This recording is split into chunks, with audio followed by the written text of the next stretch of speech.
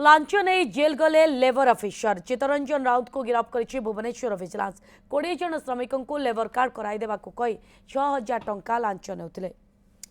चित्तरंजन घर कंदरपुर होता बेले नयगढ़ में गोटे घर रही तदंत समय नयगढ़ भड़ा घर 37,000 टंका जबत कर विजिलेंस। तेज जबत होता टंका लांच टंका होता विजिलेंस टीम जानवा पाई। चित्तरंजन केते संपत्ति रही तार जांच करने सह अधिक तदंत करा जाउछि।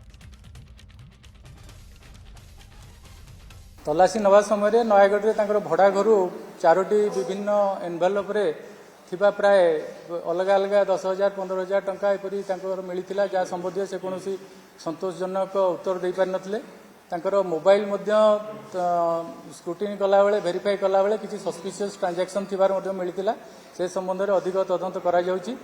ए संबंध में Bhubaneswar vigilance PS case number 19/2025 रुजु करा जाइछि एवं चित्तरंजन राउत को आज गिरफ्त करा आज कोर्ट को चालान करा जाइछि।